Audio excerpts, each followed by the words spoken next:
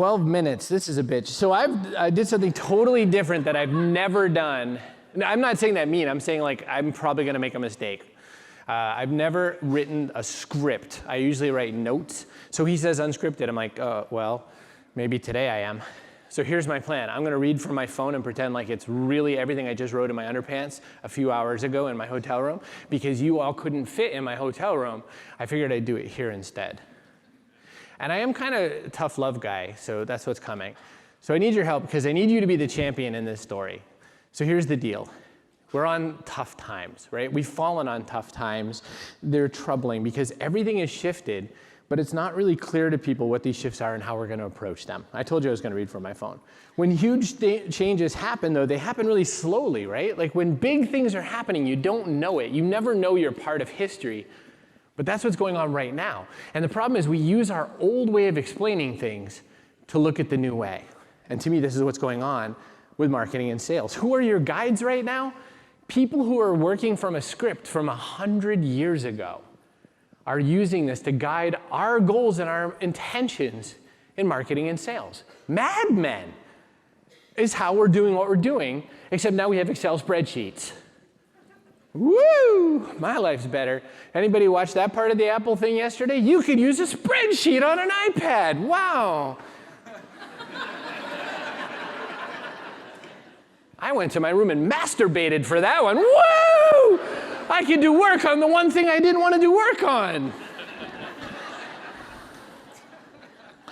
So you start following the work of crazy people like me. That's what this conference is, right? It's a bunch of hooligans. Mitch Joel, one of the most lauded keynote speakers in the universe, is just hanging out in the back of the room. You are looking for the brilliant minds around you to figure this out. But if you follow crazy people, see also Chris Brogan, you will fall in holes that I leave when I go, wow, we should try this out. Oh, maybe we shouldn't do that one again. If you're right on my tail, it's Massachusetts, that's how we drive, that's what happens, right? So we're doomed. So people don't really understand this new game because they can only see the rules and the traditions that came out of the 1930s era marketing and advertising. So that's why results aren't matching up. That's why you're working harder but seeing less. That's why panicked leadership is pushing you for more and more, but they're complaining about your level of effort. And the gurus are just giving you more stuff to do. That's not going to help anybody. You're a bit clouded by all this, I think. There's a lack of solid guidance, and new is everywhere. We have so much new, we could fill a closet full of new. There is no more new needed. And yet, that's what we look at first. So the hours that you're spending aren't yielding the results you want. We've got all this new. I think that it's because no one's really explained the new game. No one's set out the fundamentals. No one's really given you the new level playing field. And I want to try to do that for you in the last few minutes that I have. In the next precious few minutes, I'll talk all about this. So first off, let's just agree that the emperor is naked, right? There are no clothes. It's a naked emperor situation here. We're being told, this is magic, and it is not true. That's why I'm in this room, by the way. I think Brian Halligan was aiming in the right direction last night with some of what he said yesterday. I liked when I saw the inbound sales thing up on there. And I'll get back to that in a minute without the aircraft carrier. So I promise I'll not do that dance. So we learn best, I dance worse than that. We learn best from stories, and I'm going to tell you two really quick ones to sketch out this new game, right? This morning, I'm leaving the Seaport Hotel. I'm not at the West End, I'm at the Seaport. I'm leaving the Seaport, and I get an email from finance@seaporthotel.com. Hey, I just wanted to let you know that, I hope you enjoyed your stay. Here's your bill, here's your whatever, etc. And I was just thinking about that. Finance at Seaport Hotel is who sent me my I hope you enjoyed your stay. When in the history of humanity is the finance department your best voice to the outside universe? Oh, wow! They wrote to me, the accounting team. I know there's some, individuals in the room of accounting software companies. I love you. Thank you. Thanks for helping me get money from people. But don't send me mail from finance at anything. And in fact, you know what you could do? From Raul at seaporthotel.com. Hey, it's Raul. Hope you had a good trip. That's 180,000 times better. That's math, by the way. All right. I'll tell you another story. So my fiance's daughter's birthday was last night, and she calls this place that I will name, the Stockyard Restaurant, which is not too far away, and says, hey, my daughter's coming for your birthday. We go there all the time. It's a kind of expensive-ish place. We go there all the time. She loves your chocolate cake. I want to buy a whole chocolate cake. I know you usually just sell it in slices. Can you make a whole one and not put your knife in it and put candles on it? Oh, sure, we can totally do that. It's going to be like 80 bucks. I'm like, $80 cake? I'll take the money. But she's a little kid, you know, she's 11. She's going to be excited by this, right? So like, sure, no problem. She calls yesterday, because she's thorough like that, not like me. I would have just shown up. She calls yesterday, we're all good with that $80 cake, right? And the server person, whoever answered the phone, you know, restaurants, like, they're like, I better go get a manager, because that doesn't sound right. The manager's like, I don't know who you spoke to, but that's bull. We're not making you a cake like that. My fiance is also Latina. So part Brazilian, part Puerto Rican, which let's stereotype for a minute. Whoa! And this is her daughter's birthday, right? You will not F with me on my child's birthday, right? A few blown hairs out of the way, like the person's like, okay, like whatever, you can own the restaurant now. So she messages me last night to finish this story off a little bit. She messaged me, so the girls finished their food at like, I don't know, sometime. 40-something minutes later, no cake. And she's like, look, humans, where's the cake? What comes out eventually after a few more, she walked into the kitchen on them and like found the chef. Didn't matter, he had a knife. She's, like I said. So anyway, that gets resolved, but out comes this not like they're used to a cake for 80 bucks. They end up not having to pay, that's not the big issue. And kind of wrecks the whole birthday. I just told you a multi-minute story about how we wrecked an 11-year-old girl's birthday. Is that good marketing? Does anyone on this stage think that a tool will fix that? Do you know how many times I will tell this story from how many stages citing the name of that company? Do you know that since 2007, I've said bad things about Southwest Airlines as often as I can?